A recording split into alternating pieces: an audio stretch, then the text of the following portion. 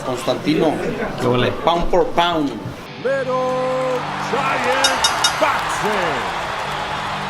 In May, Canelo's got Dmitry Bivol, and Bivol is undefeated for a reason.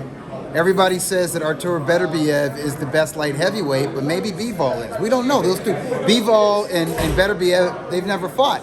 Yeah. And had they ever fought, I wouldn't count out Dmitry Bivol. He's a stick and move specialist. He's got a hammer for a left jab, and Canelo's fighting him at 175 pounds. There's no catch weight. There's no rehydration clause. It is a real light heavyweight fight, and I really think that Canelo's limit is 168 pounds. Yes, he did beat Sergey Kovalev, a little bit long in the tooth. There was a rehydration clause, and it was still kind of it was not an easy fight for Canelo. And I could tell weighing in at 173, 174 pounds, it was a little bit puffy. Like it was a little bit off his reflexes. So his natural weight is not light heavyweight. So both guys got to get past that test.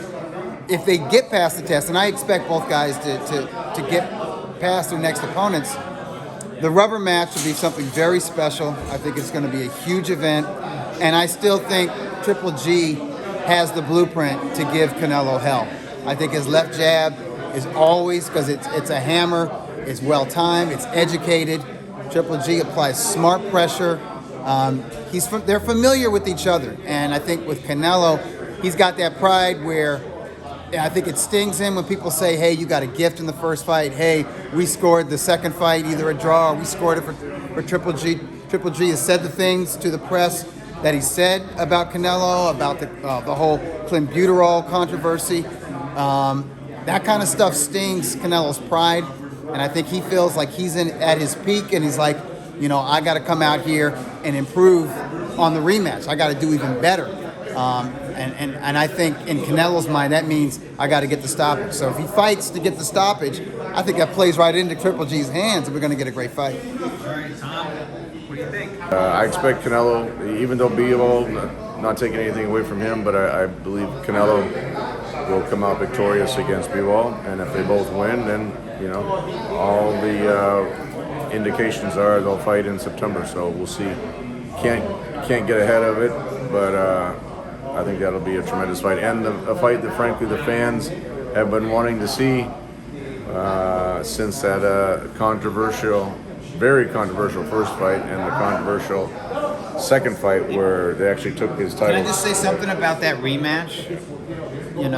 Triple G has a legion of fans, and Canelo has a legion of fans, and both sides have, there's a certain contingent of fans that are nasty and hate each other. And there was bad blood going into that rematch. Right, because of the things you said, like right. Triple G had said, Yeah, and I think people forget it was a great fight. I think it was the fight. It was Ring Magazine's Fight of the Year. When you talk about ring IQ, that was the epitome of ring IQ. Those two guys, huge fan bases, but also the movements in the ring and the small things that they did. Inside fighting, the way that, it was, they're not, Chocolatito, I think, is the best at doing it, like taking the fight to somebody, but blocking and countering and defending on the inside as you're pressing. But you know what? Triple G and Canelo, they're very close to the king. They are like right up there with Chocolatito in terms of aggressive boxing technique, and it's elite level. And if people go and watch that rematch again, it's like a throwback fight. They're like Marvin Hagler-esque. You know what I mean? Like necessarily the fireworks of the first fight, but the boxing finesse. And like I said, the ring IQ and everything, when the small things that they did there in the second fight is and Triple G maybe did not get enough credit for his boxing. Because that happens when you're known for knocking guys out and you're known for pressure. When you don't knock a guy out and you back off and you show that you can box and move around a guy, sometimes they're like, why isn't he doing what we normally see? But who's scoring? Yeah, that's what caught the judges' eyes is when Canelo was coming forward. Triple G was still very effective and was still winning the rounds, but I think Canelo, when he was going forward, forward momentum, that's what caught some of the judges. And that probably surprised folks as well, But I tell you what, those two fights, to me, everybody says, Canelo Canelo learned so much from that Mayweather fight, and he did. Fighters learn from every fight. But the 24 rounds he went with Triple G. You see where he's at right now. It evolved him, but it also, I think it gave him confidence. It's like, yo, I am a middleweight. I can be a middleweight, and I can stand my ground, and I can kick ass. He didn't want to fight Triple G the first time when they were supposed to fight. No, he was. You could tell that first fight. He's like, he was trying to steal rounds. He's like, let me, okay, and then move, and then vacated the title. Yeah. And then there was like the Well, yeah. There was a delay of a whole year. 2016 is when it should have happened. It happened in September 2017. But I think going those 12 rounds that first time, he was like, okay, I didn't get killed. You know what I mean? And then the rematch, a little bit more confident. But I think after 24 rounds with Triple G, it's like, I think everything's easy. You know what I'm saying? Like, I'll fight anybody now, you know what I mean? As Steve Kim said, they're good at punching each other, right? Well, there's familiarity, and it breeds contempt. But here's the thing, before anyone gets excited, I don't want to be disrespectful. Gennady needs to blow out Murata. If he struggles with him, I think it evaporates much of the interest in that fight. Now, if he blows him out of there in 5-6 rounds, shows dominant form, and then obviously Bivol is going to have something to say about the rematch, then it sets the stage. But that's the key. Can Golovkin go out there, be a younger man? I spoke to Jonathan Banks last week. I actually like the fact they're in Florida.